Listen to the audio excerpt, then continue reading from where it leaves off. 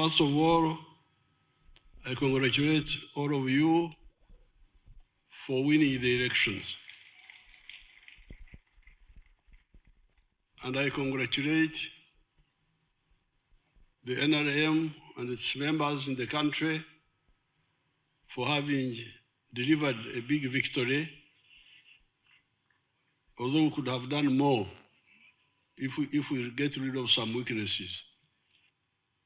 I then extend condolences to the families of our people who died, like our chairperson in Chikuve and our comrade Yafes Omara of Abim. May God rest their souls in eternal peace. I congratulate you because you are now not only followers of the NRM, but leaders. There's a difference between a follower and a leader. A follower may be a member supporting some aspects of the movement, but without going deep into the theory of the movement. The depth of the beliefs of the NRM. You can have Christians, you can have Muslims, but you also have priests and bishops and archbishops and sheikhs. The sheikhs and the priests know more about their respective religions than just the members, the Christians or the Muslims. You are therefore now priests of the NRM. So this is some sort of small seminary.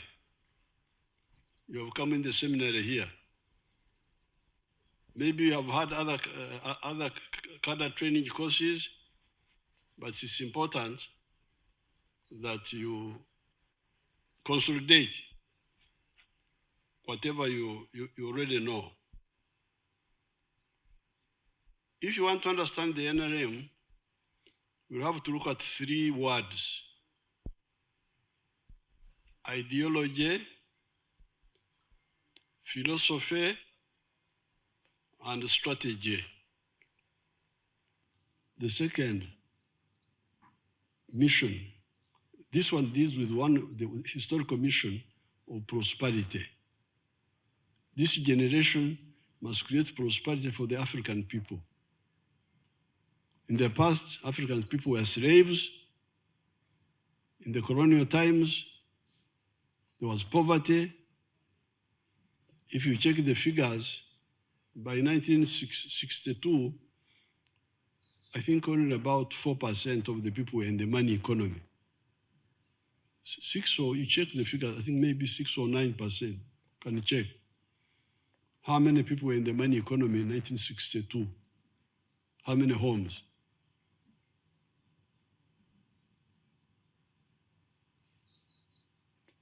So therefore, this generation must solve the problem of prosperity using the methods I have said. But then there's the second mission of strategic security. How can we be secure, Africa? So Africa being colonized was very risky. But the good thing is that, and the Europeans were really moving to also do like they did in Australia and America. That's how you get the problem of South Africa, where the whites came and took the land and so on. So somehow, we survived. And why did we survive? partly because of our advanced system of agriculture. We were staying with our animals in our houses. You would be in the house with a cow calf with you, with some goats, some sheep inside the same house. Some people think this was bad, but it was good. Because those cows were vaccinating us against the diseases. They would breathe into you. That's how we survived. One of the reasons. So therefore, one of the historical missions is to ensure that never again will Africa be threatened or marginalized. But when we got independence, people started relaxing. We were supposed to have uhuru na umoja. That was the slogan. We get freedom, we unite. Create the East African Federation. But when we got independence, Entebbe Woma, as Venaisa said, people just enjoyed the small chairs they were sitting on and forgot about the integration, political integration, except for Tanganyika and Zanzibar, which formed Tanzania. And we must salute Mzee Nyerere and Karume who did that. How can Africa defend itself against all threats? Because some of the countries now, like the United States, they are operating in 4 dimensions, 4 spheres. They are on land, they have got land forces, we also have some land forces here. They are in the air, Air Force. They are at sea, with the Navy at sea. There, we are not there. We are just here on land. And some of those countries have forces in the ocean. And then in space. As we are speaking now, one of the satellites of the USA is going around the moon. For us, we are here in Changwanzi.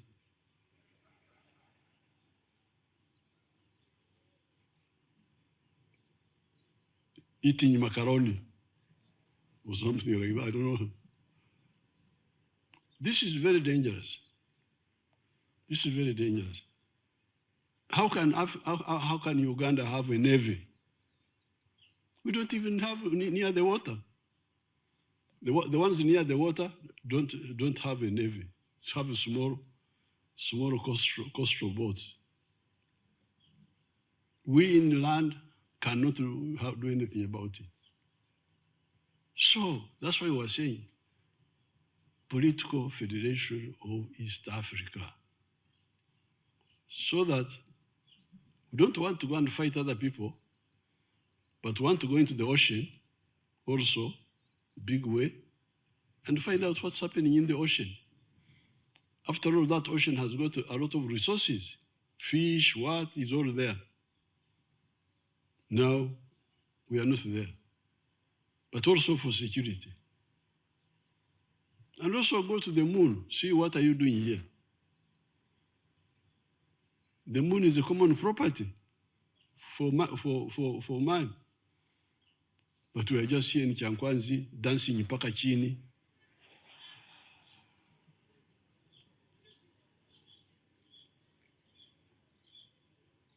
When people are on the moon, looking at us like ants, as if we are ants.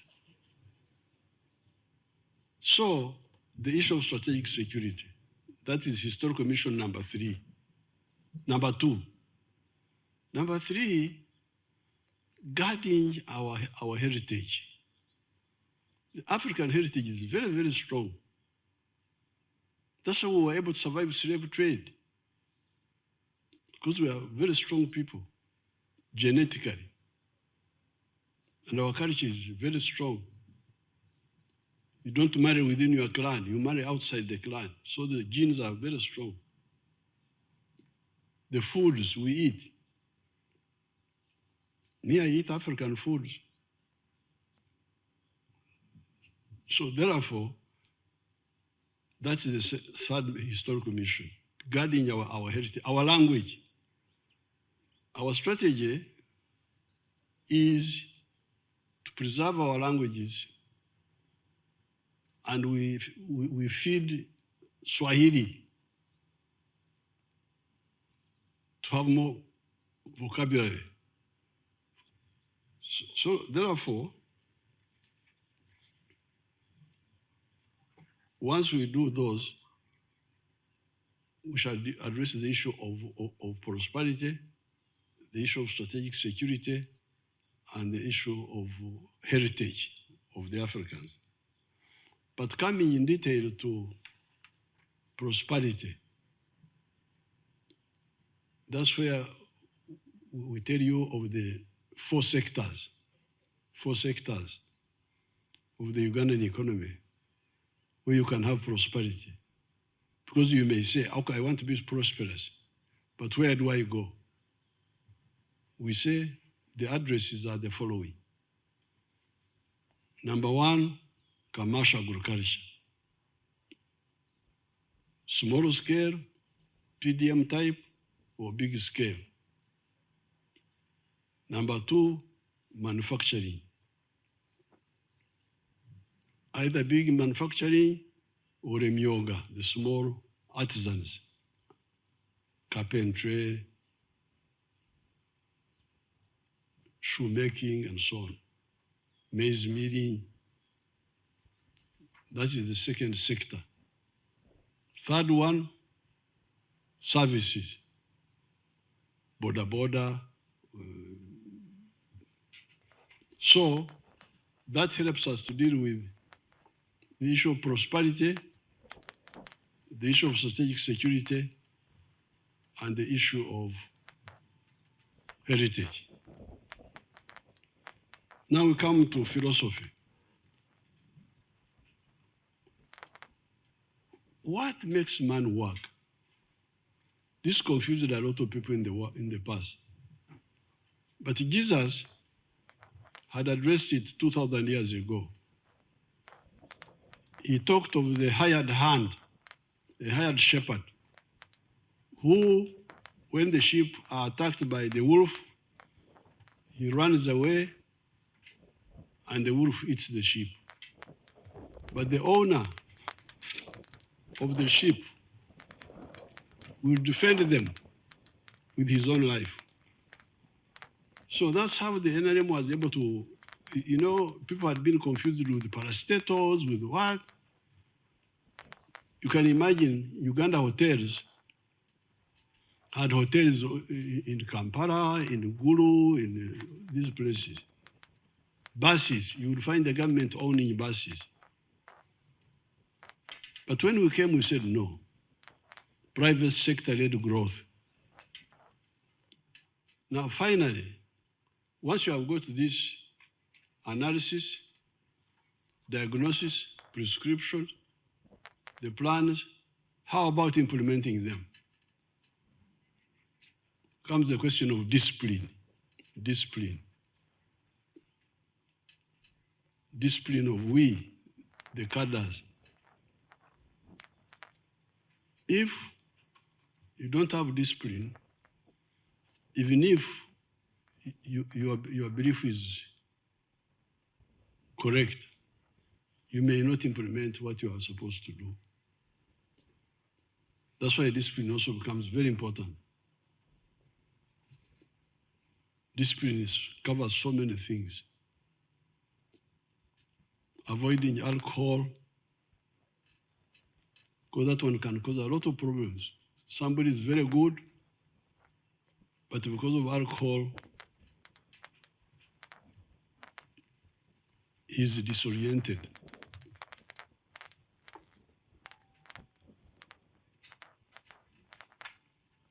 Corruption. Corruption, very dangerous.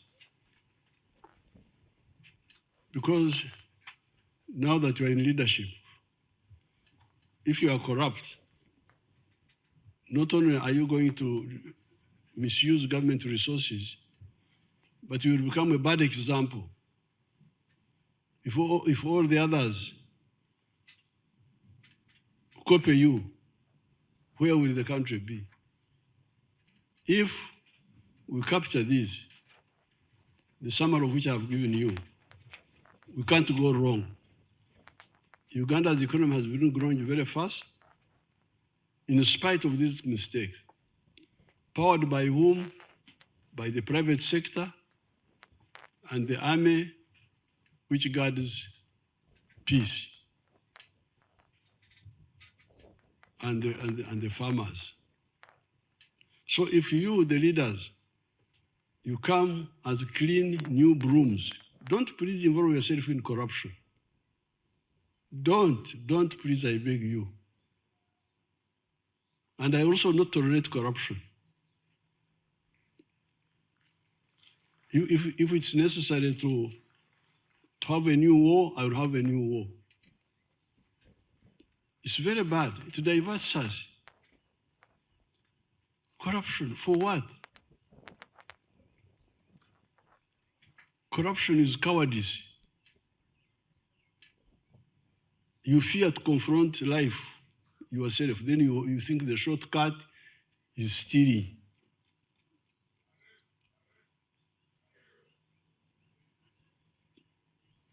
You think shortcut is stealing. So why can't you be proud to earn from your sweat? But Nyankwara, when it is raining like now, and you hear lightning in the sky, you say, Gambira Guru, Tinkariga Kamkagano Kamhara. Please, lightning, don't strike me. I've never eaten anything. I've never cheated a daughter or a friend. I am a clean man. That's what you should say. But lightnings may strike you if you are not careful. If you have eaten somebody's something. So with these few words, it is my pleasure to open your seminar. Thank you so much.